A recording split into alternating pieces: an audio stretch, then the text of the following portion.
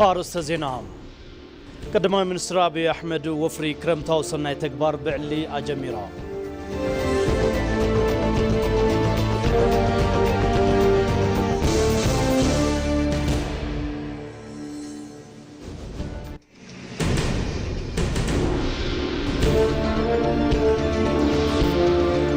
إثيوبيا أمتكل هيبكا مقبال سمسرته كيدي تتغيما بعلتوانا بالبحرين مخانا بتقبرو سعري أبجو بوليتيكات كبابي زعبي ميزان زو السدن بالحد دبلوماسي زحاتة استراتيجي مخانو تقليسو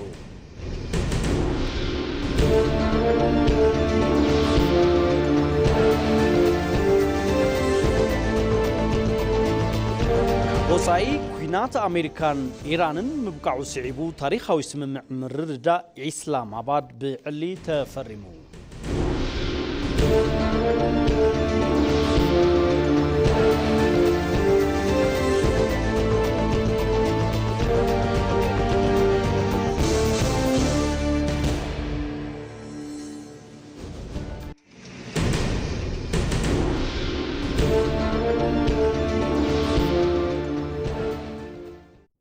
أبصفلالي كورنا عتعلم كينكم فنونا ما أد زينا إي تي في تقرينيا مكتال تركبوا كبرات تقتاتلتي عزوز سلامتنا دي سابا كابز مدبرو استوديو إي تي في بصحكم نلو محامس عصر تحاد سنة كل تشحن عصر شمونتنا عم تمرت مشت ساعات حادنا باقوم زحرنا ما أد زينا إي تي في تقرينيا حزنا لكم كريمنا لنا زيناتات جيتات شوالو مساهم صن حسنا مكتال نكون لكم تمنيتنا يوفلما حد صارت زيناتات بيت عيوانا أوديتر فيدرال أب كل تشحن عصر شمونتن بجت عملت حدمي إتنسان ثلاثة تكالات أوديت كم زجبرة قليتهم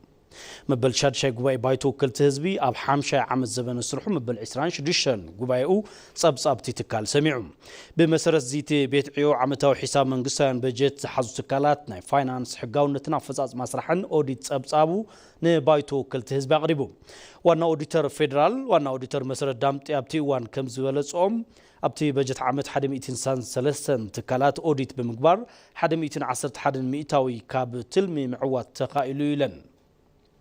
أما نقصان تكالات التقاقمة بجت مسرح متكبار أسرار حق فليت إلكترونيكس نسرحتي تأوديت حقازي كم زنبرا ملكتن أبصفلالو تكالات حزون كفتة التقاقمة بجت كم زلو بمحبار أم نفسي وكف تكال زي ترأيو رخبتات أوديت نابتي بايتو بزرزر قريبا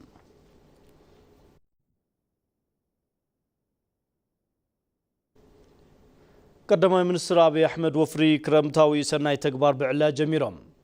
قدماء منستر أبي أحمد حقرنا بحبار كين العلا نخل إدنا أبنن حدنا انتن زرقح طرحينا يلوم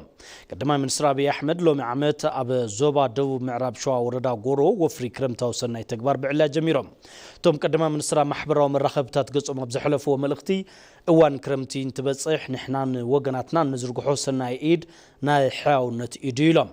أب زوبا دوبا معراب شوا وردا غورو ناي لوم عمت ناي كرمتي سناي مقبار وفري كم سجمرة قليسهم بتوسخي كما أكل مرها قبري كوريدر لمعات قط أرافتي كبابي بمسارة ديزاين إسرا أبايتي كهنس مخانهم أبريهم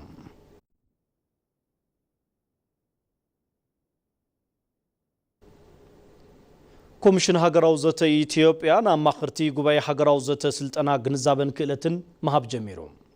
أتي أباديس أباز وهاب زلو سلطنا مخرتي كابلومي 11 سنة جميرو كساب 10 شعات سنة كل تشحن 10 شمونتنا عم تمرتني شعات معلتات كم صنح تملاقيتهم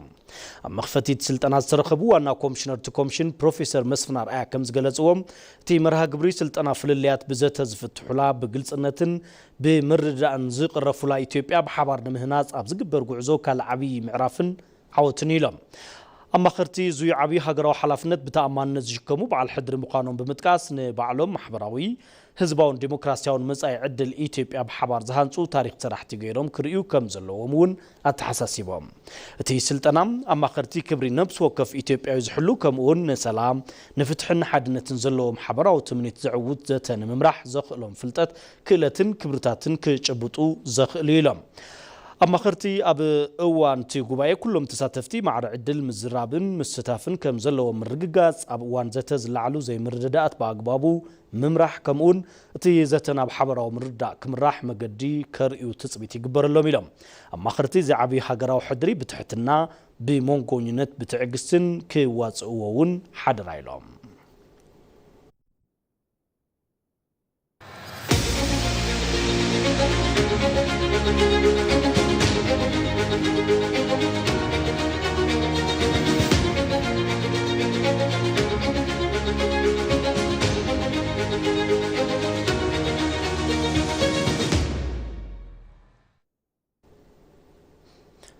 أمكتتال ما أدزينا يتبي تغنياكم تركبوا كبرات تخاتلت مريزكم سلا تكتاتلونا نمسكنكم حزون مسانا صنحو بزرزر نابز حرنا يوم زيناتات كنسجرينا كرمتاو قلقالو السناي تكبار كاب لمعات بزحلفة محبراو متأسار زي تراخر تكبار مخانو قدماء منستر أبي أحمد قليصام أبا كرمتاو السناي تكبار إيد نزحات أرم سبات قزا مهنا تخلع فلسي هنسة مقد قطرن كالوتن بموداد منقستن حبرت سبن ناتسالت مخانو توم قدماء منستر تزاريبام የክረምት በጎ ፍቃድ ስራዎቻችን ላለፉት ጥቂት ዓመታት ብዙ ውጤት አስገኝተዋል። ስራሕቲ ሰናይ ፍቃድ ክረምቲ ንዝሓለፉ ሕዳት ዓመታት ብዙሓት ውጽኢት ኣምጽኦም እዮም። ኢድ ዝሓጸሮም ሰባት ገዛ ንጽግን፣ ንሕድስ፣ ንሰርሕ እዚ ክረምታዊ ስራሕና እዩ። ፈልስታት ሃገር በቀል ንተክል፣ ፍራምረ ንተክል፣ ኣብ ሓደ ቦታ ድማ ባህር ዛፍ እናነከና ኢና። እዚ እውን ኣካል ሰናይ ፍቃድ ስራሕና እዩ ዝኸውን። ኣብ ገጠር ቀበሌ ምስ ቀበሌ ዘራኽቡ መንገድታት፣ ቢንቶታት ክስርሑ እዮም። ቤት መድሓኒታት ክህነጹ እዮም። መዑል ህፃናት ክስርሑ እዮም። እዞም ኩሎም ስራሕቲ ብበጀት መንግስቲ ዘይሽፈኑ ኮይኑ ግና ዕለታዊ ጸገማት ማሕበረሰብ ዝፈትሑ ብዙሓት ውጽኢታዊ ስራሕቲ እናተሰርሑ መጽኦም እዮም።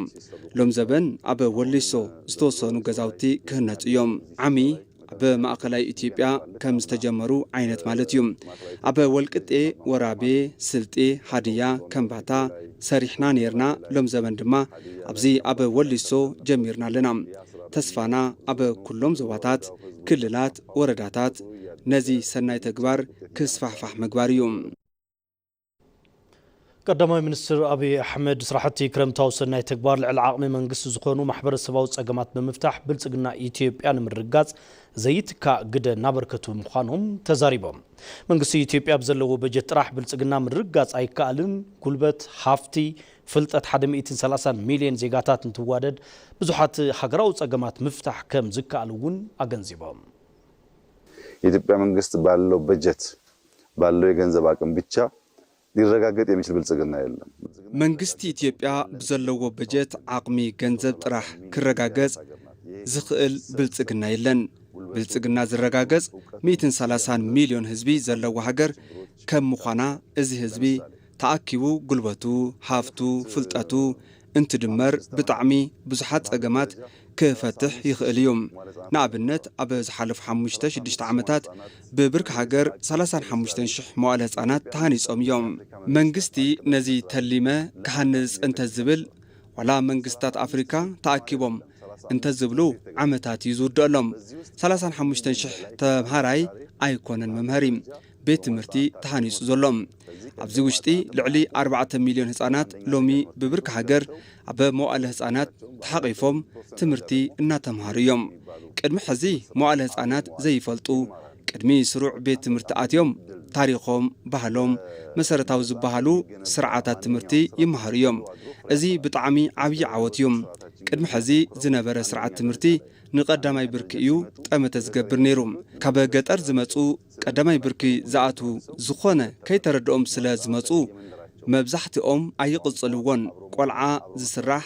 ክሳብ 10 ዓመቱ እዩ። ክሳብ እዚ ዕድመ ዝሃብናዮ ፍልጠት እዩ ድሓር ብዝተፈላለዩ ኣገባባት እናማዕበለ ዝኸይድ።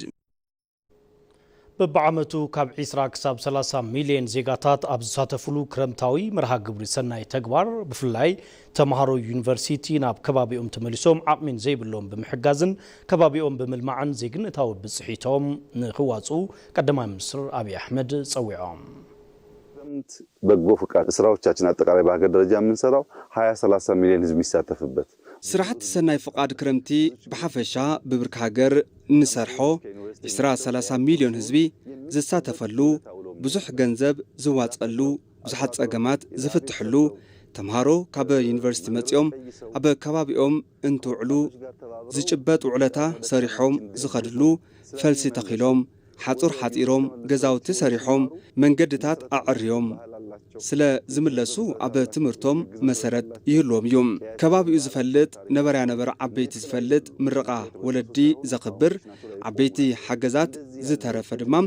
ዩኒቨርሲቲ ከይዱ ዝተምሃረ ሙሉእ ሰብዩ ዝኸውን ንሃገር ዝረብሕ ዝሰርሕ ይኸውን ማለት እዩ ዘይሰርሕ ኢድ ብዘረባ ጥራሕ ፍረ ኣይፍርን ዝሰርሕ ኢድ ብዝዛረብ ኣፍ ብዝሓስብ ሓንጎል ዝተሓገዘ እንትኸውን ብልጽግና ይረጋገጽ መብዛሕትኦም ናይ ሕዚ ጸገማት ዘይሰርሓ ኣእዳው ብዘረባ ኣፋት ተታሒዞም ሰላም ልምዓት ብልጽግና ዝመጽእ ይመስሎም እዚ ክኸውን ኣይኽእልን ኢትዮጵያ ኣብ መትከል ሂብካ መቕባል ዝተመስረተ ከይዲ ተጠቂማ በዓልትዋና በር ባሕሪ ንምዃና ብትገብሮ ጻዕሪ ኣብ ጂኦፖለቲካት ከባቢ ዝዓበየ ሚዛን ዝወስድን ብልሓት ዲፕሎማሲ ዝሓትትን ስትራቴጂ እዩ ነዚ መትከል ተጠቂማ ድማ ድሌት በር ባሕራ ብዘላቕነትን ብሰላማዊ መገድን ምዕዋት ትኽእለሎም ኣማራፅታት ከም ዘለውዋ ይግለጽ ወንዶሰን ኣፈወርቅ ንዘዋደዱ ጸብጻብ ኣብርሃም ፍስሓ ኢትዮጵያ ኣብ ዝኾነ እዋን በዓልትዋና በር ባሕሪ ምንባራን ኣብ ንግዲ ዓለም ጽዑንቶ ፈጣሪት ምንባራን ድርሳናት ታሪኽ የመላኽቱ ይኹን እምበር ኣብ ከይዲ ዘመናት ብዝገጠማ ውሽጣዊ ምክፍፋላትን ደጋዊ ጂኦፖለቲካዊ ሽርሕታትን ምኽንያት እቲ ሓያልነታም ነጢቆም ወደብ ባሕሪ ዘይብላ ገይሮምዋ እዮም እዚ ታሪኻዊ ስብራት ንመንፈስ ዓባይ ኢትዮጵያ ከደብዝዞ ኣይከኣለን የግዳስ ነቲ ሎም ኣጋጢሙ ዘሎ ሕቶ ህልውናን ዕቤትን ቀዳምነት ክወሃቦ ገይርዎሎም ቀይ ባህርን ኢትዮጵያ ለማጣት 30 ዓመት ከዚያ በላይ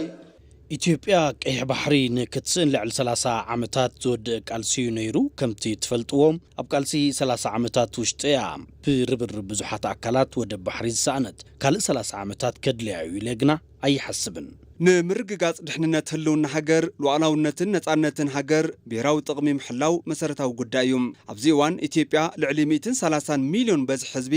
ተሸኪማ ብኩሉ መዳይ እናዓበት ትርከብ ሃገር በር ባሕሪ ተዓጺዋ ዕድላ ኣብ ኢድ ካልኦት ኣካላት ኮይና ክትቅጽል ኣይትኽእልን ምኽንያቱ ድማ በር ባሕሪ ምስኣን ማለት ናይ ሓንቲ ሃገር ሱር ደም ከም ምኽልካል ተገይሩ ይውሰድ የኢትዮጵያን አቅም በከፍተኛ ደረጃ ሊያሳድግ የሚችለው አንዱ የባህር ተደራሽነት ነው ዓቕሚ ኢትዮጵያ ብዝለዓለ ብርኪ ክዕቢ ዝኽእል ተሓደ ተበጻሕነት ባሕሪ እዩ ክሳብ ሕዚ ብዘሎ ኩነታት ቁጠባና ክዓቢ ክኢሉ እዩ ይኹን እምበር ካብዚ ብዝበለጸ ክንዓቢ እንተኮይና ምርካብ በር ባሕሪ ብዙሓት ጸገማትና ንክፈትሕ ብዙሕ ዕድል ዝፈጥረልና እዩ ኢለ ይሓስብ ብምዃኑ ድማ ኢትዮጵያ እቲ ዘለዋ ጠንካራ ዓቕሚ ዲፕሎማሲ ብምጥቃም ግደ ኣህጉራዊ ፖለቲካውን ምጣነ ሃፍታን ንምውፃእ ካብ ዝኾነ እዋን ንላዕሊ ክትሰርሕ ይግባም ኢትዮጵያ ኣብ መርህ ሂብካ ምቕባል ዝተመስረተ ከይዲ ተጠቂማ በዓልቲ ዋና በር ባሕሪ ንምዃን ኣብ ትገብሮ ጻዕሪ ኣብ ጂኦፖለቲካም እቲ ከባቢ ዝዓበየ ሚዛን ዝወስድን ብልሓት ዲፕሎማሲ ዝሓትትን ስትራቴጂ እዩ ነዚ መርህ ተጠቂማ ድማ ድሌት በር ባሕራ ብዘላቕነትን ብሰላማዊ መንገድን ምዕዋት እትኽእለሎም ኣማራፅታት ኣለውዋ እዮም ዲፕሎማሲያችን በመሪ ላይ የተመሰረተ መሆን አለበት ዲፕሎማሲና ኣብ መርህ ዝተመስረተ ክኸውን ኣለዎ ኣብ ብሔራዊ ጥቕሚ ሃገር መሰረት ዝገበረ ኣብ መርህ ሂብካ ምቕባል ከምኡውን ምስ ሃገራት ከከም ድሌታትና ዝለዓለ ምትሕብባር ክህሉ ምግባር የድሊ ብሰላማዊ መገዲ ብምዝርራብ ምስ ዓለም እንራኸበሉ መስመር ክፍጠር ይግባእ በዓል ዋናነት በር ባሕሪ ንኢትዮጵያ ሱር ደም ቁጠባ ጥራሕ ዘይኮነስ መረጋገጺ ብሔራዊ ጥቕምን ሉዓላውነትን እውን እዩ ብምዃኑ ድማ ኢትዮጵያ ሒዛቶ ዘላም ጠንካራ ዲፕሎማሲያዊ ዓቕምን መርህ ሂብካ ምቕባልን ብኣግባቡ ብምጥቃም ዝሰኣነቶ ግርማ በር ባሕሪ ብዘላቕነት ንምምላስ ኣብ እትገብሮ ጻዕሪ ኣብ ሓይሊ ሚዛን እቲ ዞባ ናይ ባዕሉ ዝኾነ ኣወንታዊ ጽዕንቶ ምዕራፉ ኣይተርፍን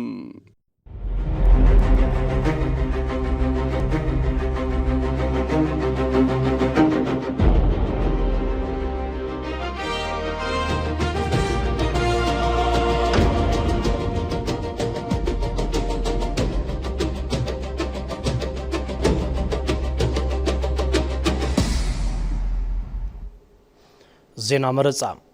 ኣብ 86 ክልላት መረጻ ዝቀረቡ ቅርታታት ውሳነ ተዋሂብዎም ክብል ብሔራዊ ቦርድ መረጻ ኢትዮጵያ ገሊጹ ብፓርቲታት ፖለቲካ ካብ 129 ክልላት መረጻ ካብ ዝቀረቡ ቅርታታት ኣብቶም 86 ክልላት መረጻ ውሳነ ተዋሂብዎም ክብል ብሔራዊ ቦርድ መረጻ ኢትዮጵያ ገሊጹ እቲ ቦርድ ኣብ ዝሃቦ መግለጺ ዝቐረቡ ቅርታታት ብፓርቲታት ፖለቲካ ብዝፍለጥ ሞንጎኛ ኣካል ናይ ምጽራይ ስራሕ ክካየድ ጸኒሑ እዩ ክብል ሓቢሩ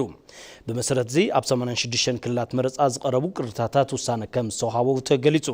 እቶም ዝተረፉ 43 ካብ ክልላት መረጻ ዝቐረቡ ቅርታታት ድማ ኣብ ዝቕጽሉ መዓልታት ውሳነ ከም ዝወሃበሎም እቲ ቦርድ ኣፍሊጡ ብተዛማዲ ዜና ውፅኢት 723 ክልላት መረጻ ብቦርድ ጸዲቑ ናብ ማእኸል መረዳእታ ይኣትሎም ኣካቢት እቲ ቦርድ ሜላትወርቅ ሃይሉ ንመራኸብቲ ሓፋሽ ኣብ ዝሃብኦ መግለጺ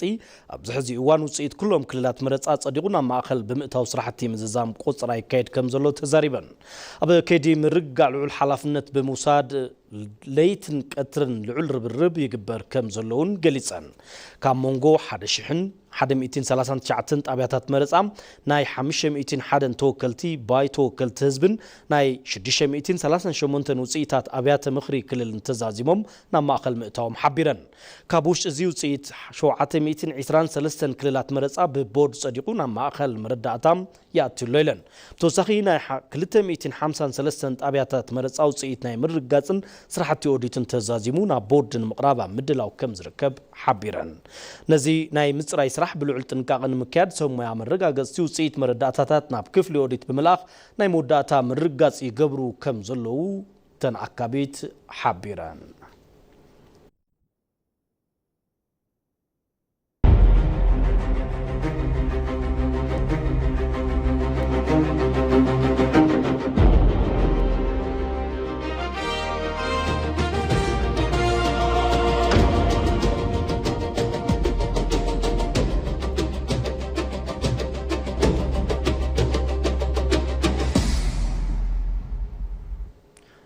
موداتا زينا وصاي ኩናት ኣሜሪካን ኢራንን ምብቃዑ ስዒቡ ታሪኻዊ ስምምዕ ምርዳእ ኢስላም ኣባድ ብዕሊ ተፈሪሙ እዚ ስምምዕነት ኣብ ፓሪስ ፈረንሳይ ኣብ ዝርከብ ቤተ መንግስቲ ቨርሳይ ኣብ ሞንጎ ፕሬዝዳንት ኣሜሪካ ዶናልድ ትራምፕን ፕሬዝዳንት ኢራን መስዑድ ፔዜሽኪያንን ብዲጂታል መገዲ ዝተፈረመ እንትኸውን ብኣደራዳርነት ቀዳማይ ሚኒስትር ፓኪስታን ሸህባዝ ሸሪፍን በሓገዝ መንግስቲ ኳታርን ዝተበጽሐ ምዃኑ ተፈሊጡ እዚ ብጠቕላላ 14 ነጥብታት ዝሓዘ ስምምዕ ዕላው ምስ ተገብረ ኣብ ዓለም ለኸ ዕዳጋ ነዳዲ ዋጋ ድፍድፍ ነዳዲ ብሬንት ብ1.12 ሚእታወት ምንካይ ኣርእዩ ናብ 78.66 ዶላር ከም ዝነከየ ተገሊጹ ቀንዲ ድንጋጌታት ስምምዕ ኣመንጎ ኣሜሪካን ኢራንን ኣብ ኩሎም ግንባራት ብፍላይ ድማ ኣብ ሊባኖስ ብዕሊ ይካየድ ዘሎ ወተሃደራዊ ጎነጽ ብህጹጽን ቀዋምን ደው ንክብል ዝድንግግ እንትኸውን ክልቲአን ሃገራት ነንሕድሕደን ወተሃደራዊ ምጥቃዕቲ ንዘይምብጻሕ ቃል ኣትየን ካብዚ ብተወሳኺ ንንግዲ ዓለም ነዳዲ ቀንዲ መመሓላለፊ ዝኾነ ወሽመጥ ሆርሙዝ ንኣስታት 60 መዓልታት ብዘይ ዝኾነ ቀረጽ ንመራኸብ ንግዲ ክፍቲ ክኸውን ተሰማሚዐን بمسرت زي أبو وشت زغصلو 30 معلتات إيران أبتوشمت زي تتخلو كلهم نتوكتي كتصرين كلا أمريكا دما زي تلفتونا بحري إقدا ملوء بملوء كتل علا تي سممع دحري مفرامو أمريكا بالعل سدد فريات نداد إيران زقبرتو إقدام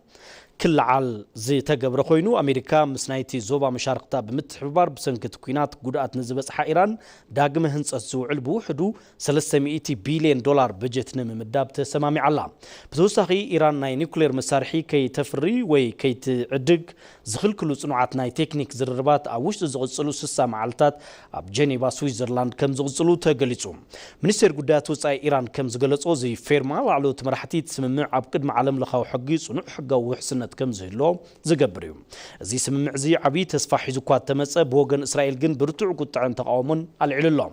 قدما منستر إسرائيل بنيامين نتانياهو هزبو قال زاتولو منغستي إيران ناي موداقن عقمي بالستيك ميسائيلا ناي مفشالن مدب أبتي سممع بزيمتاو إسرائيل أبدوبو كفا ليبانوس تكايدو زلا سرحتي متقعتي أيرن وتهدراو تحسو مسفحن حزون كتسلاتو للا بتيكال اوغن دماك اند تدراداري إيران محمد باغار قاليباف إيران نابزي زرر بزي زاتوت كابوت تهدراو عوتن دلدل مرغصن بمبغاس مخانو زي غلصو كخون كلهم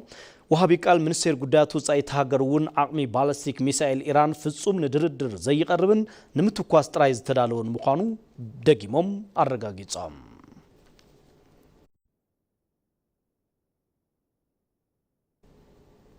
كبرات تغطاتلتي زيناو مسنادوتاتنا قدمي مزامنا قندقنتاتنا كنزخاخراكم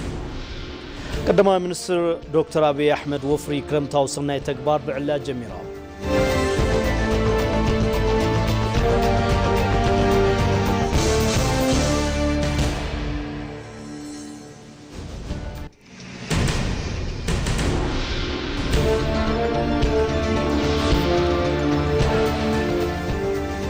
ኢትዮጵያ አመትከል ሂብካ መቅባል ዝተመስረተ ከይዲ ተጠቂማ በዓልቷና በር ባሕሬን ምዃና ብትገብሮ ጻዕሪ ኣብ ጂኦፖለቲካት ከባቢ ዝዓበየ ሚዛን ዝወስድን ብልሓት ዲፕሎማሲ ዝሓትትን ስትራቴጂ ምዃኑ ተገሊጹ።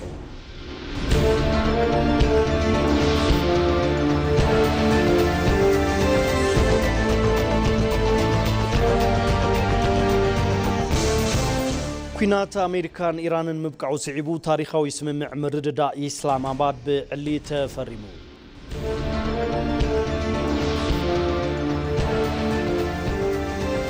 ሎሚ ሓሙስ 11 ሰነ 2018 ዓ.ም ምሽት ሰዓት 1 ናባኹም ዝሓረነዮ ማዕድ ዜና ኢቲቪ ትግርኛ እዚ ክትከታተሉ ጽናሕኩም መስል ነይሩን ስለምክታልኩም ነመስግን ጌታቸው አለው ምስመላእ ሰሙያ ስቱዲዮ ሓቢረኩም ነይረ ኣብ በብዘለኹም ዝተረፉ ምድላዋትና ሰናይ ግዜ ንክኾነልኩም ትምኒትና እዩ።